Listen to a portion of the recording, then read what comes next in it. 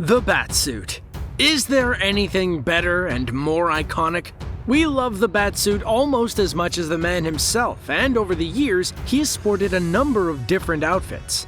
But not all Batsuits are born equal. Some are good, some are bad, and some are really, really ugly. In this video, we're going to take a look at every major variation of the Batsuit, in the live-action movies anyway, because comic variations are a whole other video. So let's take a look at some Batsuits, shall we? Oh, and warning, there will be bat nips in this video. Let's start off with the newest Batsuit to grace our screens, well, to soon be gracing our screens, Robert Pattinson's outfit for the upcoming The Batman movie. Now, while we're yet to see the suit in a full feature film, we've seen snippets of it in both the trailer and recently released promo photos, and we have some thoughts. Mostly good ones, to be fair. In fact, most of the feedback for the suit has been positive, with the suit being stripped back with an unfinished feel, and you can see how it fits together. It's a look fitting of a new Batman on the scene learning to find his feet, although that chest armor does look rock hard. The suit also looks like it'll play to Bats' brooding and dark persona, with some even labeling the suit as sad and using the hashtag #SadBatsSummer. And yeah, to be honest, he does look like a guy who would hang out at a cemetery for fun. But the biggest change to the Batsuit has to be the symbol blazoned on his chest, which is made out of the gun that killed his parents and is a physical representation of the trauma and emotional burden that the character carries. Overall, it's an intimidating look with the sharp ears, blunt nose, broad chest, mechanical lines, and, like all Batsuits, a fierce chin.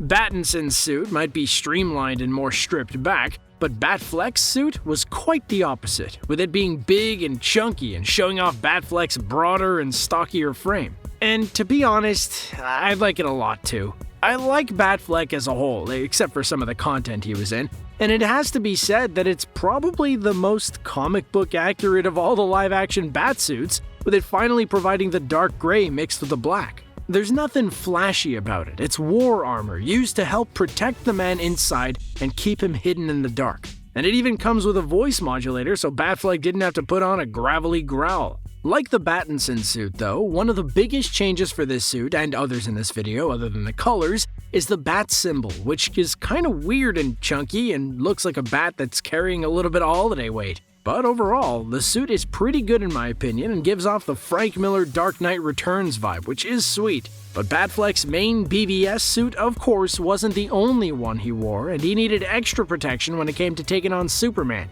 That's why he also put on an armored suit, which was again inspired by Frank Miller, and it was even chunkier than his original one and came with clipped ears, lit up eyes, and made him strong enough to take on a weakened Superman.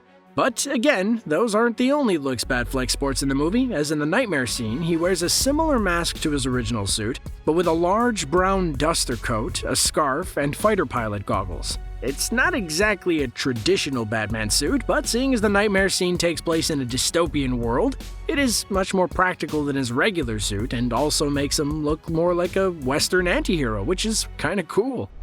But again, Batfleck had another suit for the Justice League movie, because he's just made of suits apparently. And to be honest, for the most part, it is pretty much the same suit as the original suit in BVS, but it's a little more streamlined with sharper angles and less excess material, making it perfect for tactical operations. Again, to protect his eyes, it comes with goggles, and his ears are angled back, which all in all makes him look reminiscent to Night Owl from Watchmen, which, seeing as Zack Snyder directed the Watchmen movie, makes a whole lot of sense. Overall, though, it has that BVS vibe with the dark gray and black mix with a chunky bat symbol, and although it might not quite be Batman, in the words of Larry David, it's pretty good.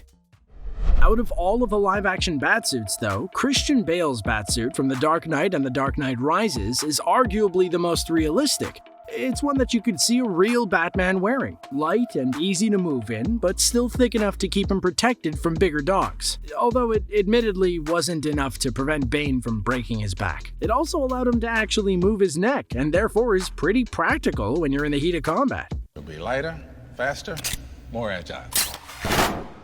Also, the use of spikes on his gauntlet came in handy on several occasions, helping him to parry blows and fend off enemies. It has that black rubber theme that admittedly isn't the most universally loved amongst Batman fans, but overall it looks pretty cool. Bale's suit in Batman Begins was of a similar design, but as it was his first suit in the Nolan trilogy, it's not quite as practical and effective as his later suit. Overall though, is the suit that memorable and is it that menacing? For me, not so much, but it's still a good suit.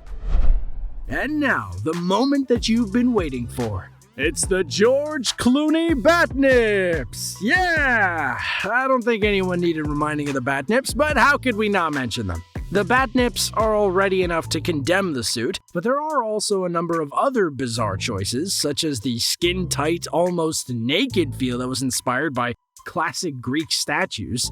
It was meant to give off more of that classic feel, but it just did not land, did it? The cape also looks like cheap tarp, his cowl looks constantly confused, the abs are distracting, and I genuinely have no idea how he actually got into that suit. The bat symbol is actually okay, but every time I go to look at it, my eyes are drawn to the nipples. Why, George? Why? But that's still not the worst suit he wore in the movie, with the silver ice suit, created just to sell toys, being even worse. Silver Batman? Weird crotch armor? Even weirder abs? No, a million times no. However, Clooney wasn't the first one to sport the nipples. That honor goes to Val Kilmer, although they're not quite as distracting. Overall, Kilmer's suit is actually pretty decent. It's a little sleeker than other designs, and although it has that Greek statue aesthetic, it's not quite as off-putting. The suit also has that jet black coloring, and was even called the Panther set-on suit, mixed in with a muted yellow bat symbol, and there's an element of menace in the suit. Let's face it could have been a lot worse. The sonar suit he wears later on in the movie, though? Yeah, no, it's just a boring, slightly silver version of a decent, at best, suit. But the Batsuit that made Batman into a bulky physical presence was, of course, the Michael Keaton suit.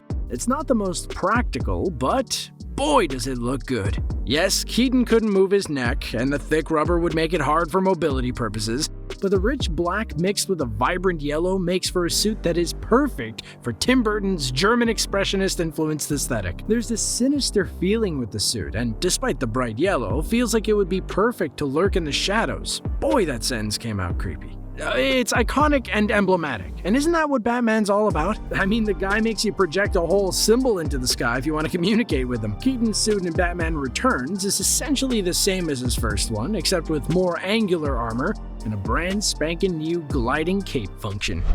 And finally, Mr. Adam West. At the time, West's suit was one of the more comic book accurate, given that it was set in the 60s. And yes, it's a little campy, and yes, it wouldn't serve a real Batman very well in an actual physical contest, especially if he were to go up against the likes of Bane, but the soft gray mixed in with the mask with white eyebrows and the tiny little yellow emblem that isn't even fully on his chest is still great. It's iconic and made the yellow emblem the norm for other movies to follow. It's bright and cheery and basically the complete opposite of Battinson's suit. Do I want to see it appear in live action again?